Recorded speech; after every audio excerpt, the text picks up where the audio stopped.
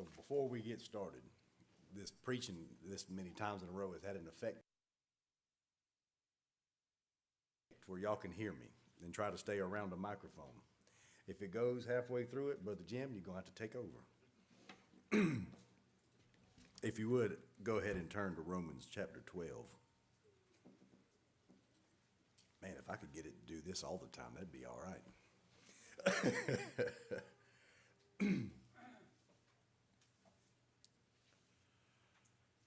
Romans 12, 1 and 2. I beseech you, therefore, brethren, by the mercies of God, that you present your bodies a living sacrifice, holy, acceptable to God, which is your reasonable service. And do not be conformed to this world, but be transformed by the renewing of your mind, that you may prove what is that good and acceptable and perfect will of God. So over the past few days, as we've been kind of addressing this idea of what it is to be a living sacrifice.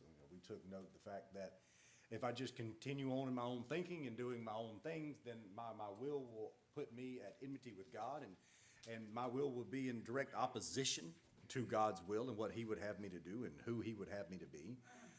And we looked at that really is overcome through surrender, our will, and really that's really kind of what the lesson tonight will kind of close off with.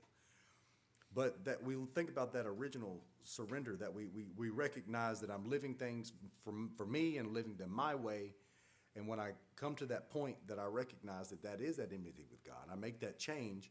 And once that change is made, how do I continue it? How do I stay on course? And we looked at how that is sustained through the renewing of our mind and how that is a constant process. And then we looked at how does this show itself in my everyday life? What are the things that I can recognize daily that I do that show me whether I'm making progress in this or am I not? And yesterday we looked at how this really can expose itself in our relationships. And we looked at those close relationships. We look at the relationships we build outside of our family and our close friends, and how we can, when we're at the end of our string, so to speak, that those are the moments where we're truly showing where we're at on this walk, and how we respond to people, how we address them, and all of that really brings us to the final question to me that seems logical in this idea is, what happens when it costs me something? Because again, we've said this numerous times, but any of one of us can easily talk about the idea that I'm going to live a living sacrifice. I'm going to do it. And we can profess it all that we want, but until that day that comes where it costs me something, I really haven't proven it to myself or to anybody else. Not that I need to prove it to someone else, but I mean, we should be able to recognize when someone changes. When we see their priorities change, we should be able to observe it. So a living sacrifice is proven by what I am willing to give up to follow God. But that's what I want to look at today. I do want to thank you all for this week. This is my first gospel meeting. This has been an incredible experience for us as a family. I have been welcomed into so many of your homes and just sat at the table and eaten with so many of you, and we have thoroughly enjoyed it. And I just want to extend our gratitude for the welcome that we've received from all of you. I hope that y'all will have us back again at some point. So we've already come to this passage before in our study. If you would turn back to Luke chapter 9. We've been here before, and we looked at this idea of taking up the cross.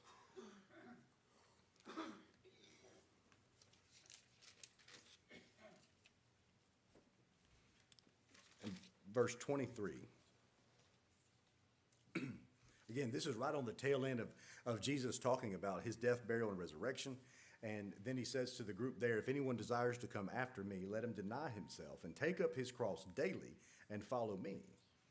For whoever desires to save his life will lose it, but whoever loses his life for my sake will save it.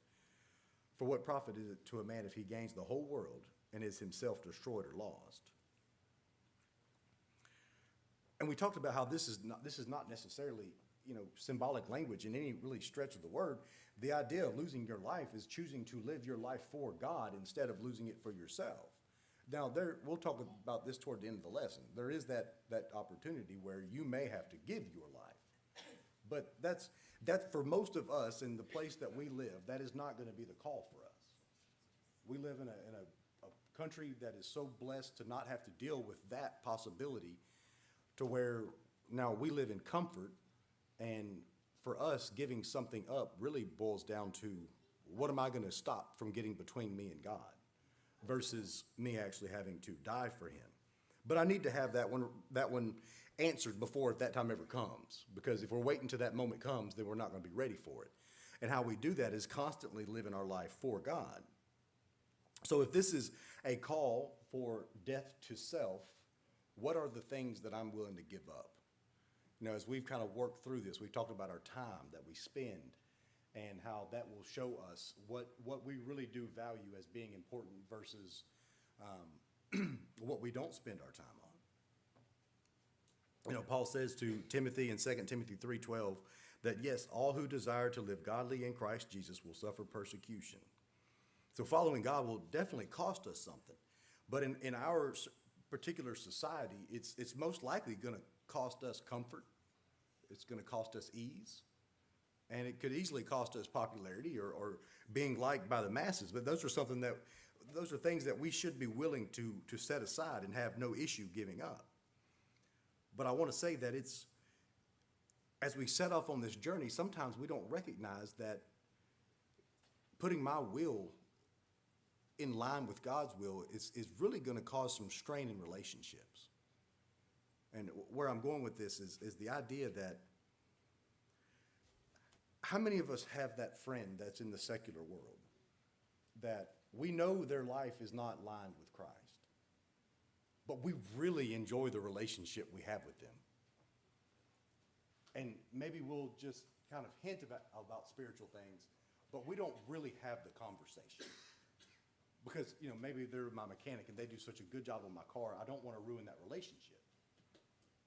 Or maybe they're just the really nice lady at the grocery store who I run into on a regular basis, and I know she doesn't know the truth, and I know she doesn't follow it, but man, I really enjoy how sweet this personal relationship we've built is, and I don't want to cross that line. But is that not putting my comfortability, my will, my desires over what God would have me to do? In that moment, I should be willing to have that uncomfortable conversation. You know, where are you at spiritually? You know, have you obeyed the gospel? Do you know what that means? You know, have you looked at the text to see that it takes more than just that mental assent, that belief that so much is preached in our community? And are we willing to give up what may be a comfortable relationship to address a real concern? And those are things that we need to really evaluate as we move throughout our week and we're thinking about our walk with Christ, that we evaluate the fact that there are things that are going to cost me. There are things that if I align my will with God, I'm going to lose some things and be willing to accept it. I think to later in Luke chapter 14, Luke chapter 14, 27 and 28, excuse me, where it talks about where starting in verse 25, now great multitudes went with him, and he turned and said to them, if anyone comes to me and does not hate his father and mother, wife and children, brothers and sisters, yes, even his own life also, he cannot be my disciple. And whoever does not bear his cross and come after me cannot be my disciple. For which of you intending to build a tower does not sit down first and count the cost, whether he has enough to finish it, lest after he has laid the foundation and is not able to finish, all who see it begin to mock him, saying, this man began to build and was not able to finish? Or what king going to make war against another king does not sit down first and consider whether he is able with 10,000 to meet him who comes against him with 20,000?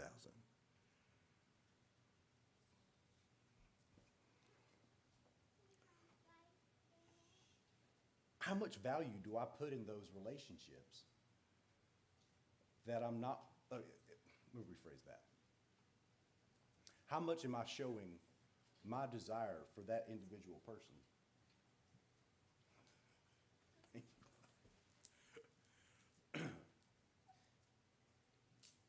maybe this will help.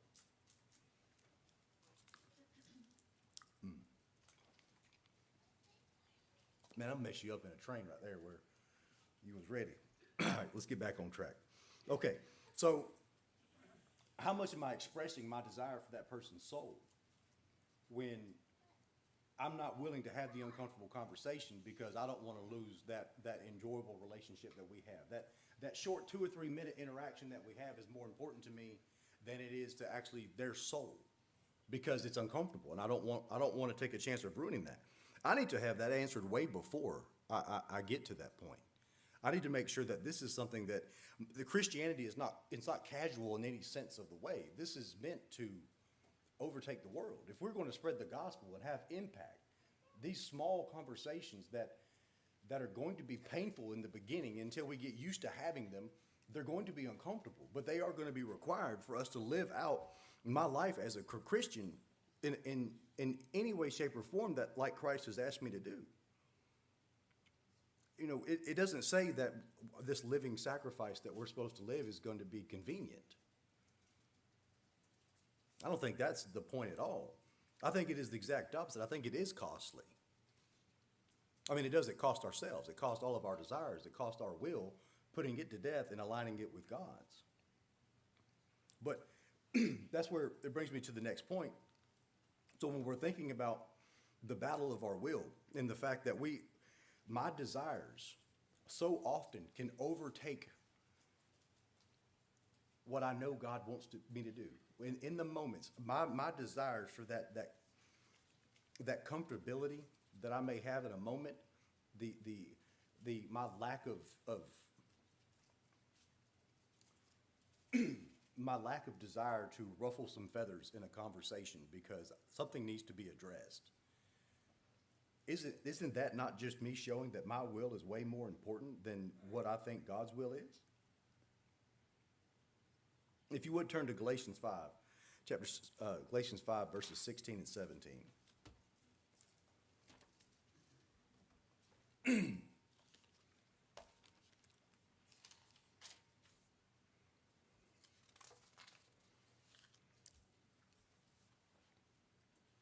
So we've been here before. Paul says, I say then,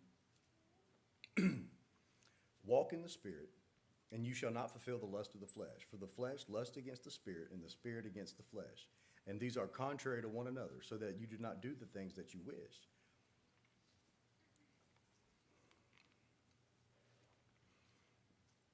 Does it ever get to a point to where having those uncomfortable conversations get easy? And the follow-up to that is, does it matter? Because if I'm truly concerned about their soul, and I'm truly concerned about doing the will of God, I'm not sure that it matters, that if it ever gets easy to me. But I think what the point really is am I willing to cross that threshold and have that conversation when I know it may not go the way I want it to go?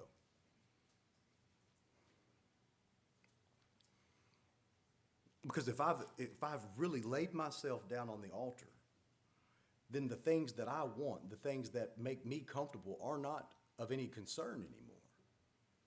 Or at least that's the goal as we work through this on a daily basis, constantly evaluating where we stand, is that I need to make sure that I'm letting myself go. Right? If we go back to Galatians chapter 2, look in verse 20, where Paul says, Galatians 2 and verse 20, Paul says, I have been crucified with Christ. It is no longer I who live, but Christ lives in me. And the life which I now live in the flesh, I live by faith in the Son of God, who loved me and gave himself for me. My will can no longer reign supreme. And my desires can no longer be the decision maker in anything that I do in my life.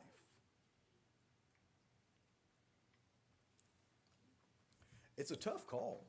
It truly is. And sometimes that obedience is tough. Because when we have these conversations with people and we're talking about them turning their life around, we can recognize that maybe we've given that up. But how are we going to ask them to do it too? And does that expose maybe a weak spot in my thinking, that not understanding that, well, as Paul would say in Philippians, that he can do all things through Christ, that if you've aligned yourself with the will of God, all things are possible.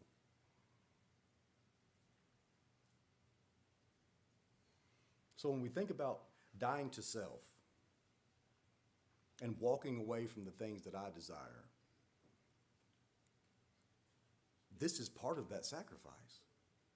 This is part of that laying myself up there, that understanding that I'm just choosing God over myself, and I'm willing to do anything that God has called me to do over my own personal desires. You know, when we touched on this in Luke, if you'll turn to the Matthew account, Matthew 10 and verse 37.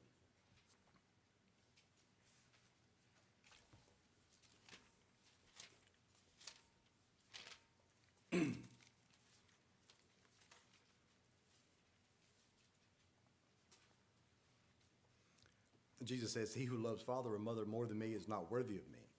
And he who loves son or daughter more than me is not worthy of me.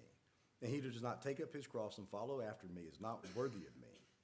And he who finds his life will lose it, and he who loses his life for my sake will find it."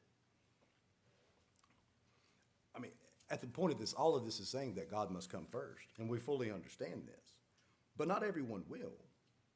Not everyone would support the obedience that this is requiring.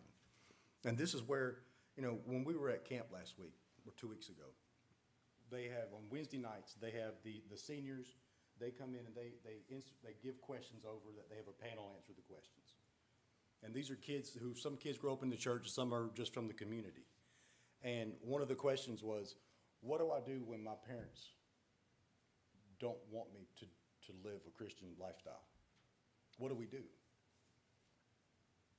This is a 16, 17-year-old kid that is dealing with this problem at home. And, you know, it's, of course, you take them to a passage like this and explain to them that it doesn't mean that you have to hate, you know, like you see in Luke where it says, you know, whoever doesn't hate mother or father, that it's not talking about hating and the fact that you loathe them, but what it is saying that you put nothing between you and God. Everything is secondary when it comes to God. But not everyone's going to support your obedience in this endeavor. So it may cost us relationships. We talked about yesterday how it is incumbent on us to live peaceably with all men as much as depends on us. So that living sacrifice, that choice that I have to make to stay on that altar, includes I will follow God even if others do not, even if they are my closest people, my closest relatives. Christ must come before every single relationship. But then we have, as we talked earlier, the one that would be the ultimate cost that it could cost any of us. And we see this from Jesus. When Paul is talking about this, we've been to this passage before, Philippians 2, where Paul is talking about Jesus and how the fact that he was being found in the appearance as a man, he humbled himself and became obedient to the point of death, even to death on the cross. And the fact that he gave everything. And of course, his giving everything was him giving his life. And we all know that is exactly what he intended to do. But we remember from the garden that it wasn't like it was an easy thing for him to do. You know, the flesh the spirit was willing, but the flesh is weak. I mean, he had to overcome those same fears. Now think about what is said in Revelation 2:10. It says, "Do not fear any of those things which you are about to suffer. Indeed, the devil is about to throw some of you into prison, that you may be tested, and you will have tribulation 10 days. Be faithful unto death, and I will give you the crown of life." So this faithfulness is not a temporary thing. It is achieved in our daily choice to stay on that altar. Because we have the mindset of knowing that if I keep myself on that altar and I am focused on Christ, everything that I suffer in this world will be worth whatever is on the other side. I think about Romans 8, verse 18, "For I consider that the sufferings of this present time are not worthy to be compared with the glory which shall be revealed in us." So what we lose now is nothing compared to what we gain. But a living sacrifice is willing to give everything. And I think this is where this all boils down to. You know, these passages here seem to be talking about going to the point of death. But are you willing to give up a Friday night? Are you willing to give up time on the TV during the week to realign your will with God? Like the big ask, we all understand. What are the small things that I'm willing to give up? Am I willing to give up like that relationship that I really enjoy with the mechanic or the lady at the grocery store, whatever it is? What are the things that I'm truly willing to give up so that I keep myself on that altar and my will is completely aligned with God? So all of that, we've been building up to this point, and I hate that my voice has gotten to this point because this has not flowed the way it did the rest of the week. But outside of that, let's take a step back and let's just go through the week. Not the week, but go through the study. Look at how all this is built on top of each other and where we are now. So a living sacrifice means I'm willing to surrender my will wholeheartedly to God, to walk lockstep in his things for me, knowing that he has my best interests at heart, that he has more love for me than I can fully understand, and everything that he's put together for me in his word and how to guide my life is for my benefit. All right, it may be my spiritual benefit. It may be that doing the right thing cost me a lot of things during, on this fleshly side of the life, to where it may cost me relationships. It may cost me all these different things. But spiritually, he has my best in mind. And we looked at how staying on that altar we're only able to do this if we're constantly being transformed by the renewing of our mind, constantly being washed by his word, so that we keep ourselves on that altar as he has asked us to do. And we live it in every single day. Every single day we're making those small choices that help us gain the confidence and bolster our strength and our faith in the Lord to know that I can overcome the next big question that is asked, the next big test. I can overcome that because I've won all these small battles all throughout the weeks and days that have led up to it. We took note at how it really manifests itself in how I treat others, right? Seeking their benefit over mine, loving them more than I love myself, right? And how that is not in just how I speak to them, that is in how I've always seeking their best interest. And it's not for my own profit in any way, shape, or form. It's without hypocrisy. I love the deepest love I can have for somebody is the one where I choose to do something for them with wanting nothing in return. And then tonight we've looked at the idea of what am I willing to pay for that? What cost am I willing to give? Am I willing to have, like I said, am I willing to sacrifice a relationship to just address the fact that I know that you're in sin and you're not going to heaven? That's a tough conversation. Are we willing to have that? A living sacrifice is completely given to God. I really appreciate the song's choice. That was fantastic. I love how it seems like it demonstrates the growth from an immature Christian all the way up to a mature Christian, where you recognize I have need, and over time, as you continue to be transformed, you give more of yourself and more of yourself, and as you continue to grow and understand, and you see the love that you're receiving from those around you, that then you finally give it all. You have aligned your will 100% with God's, and you love the way you have been loved. So no matter the cost, I'm willing to surrender.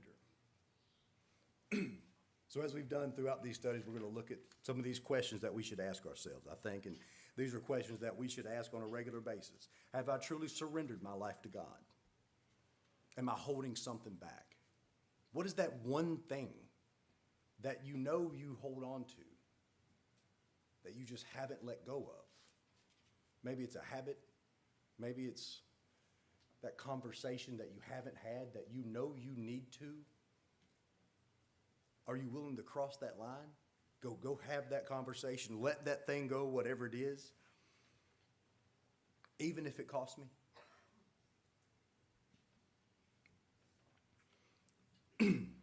So some of us, we need to get back on that altar, and we need to stay on that altar. We need to continue to be transformed. We need to be doing everything we can to be renewing our minds so that we are aligning our will and are constantly living that sacrificial lifestyle.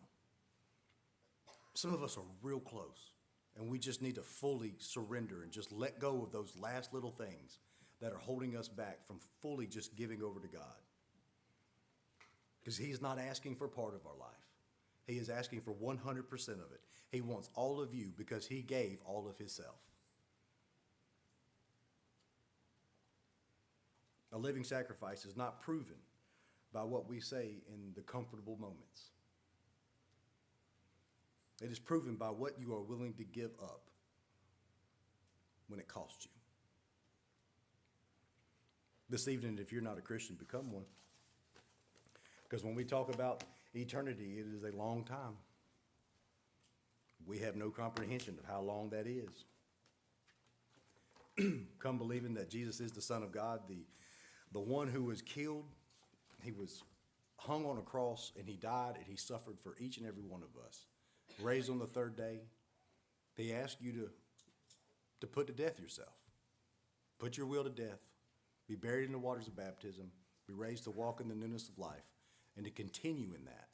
And to constantly keep yourself as a spiritual sacrifice. If you would, please come forward as we stand and sing.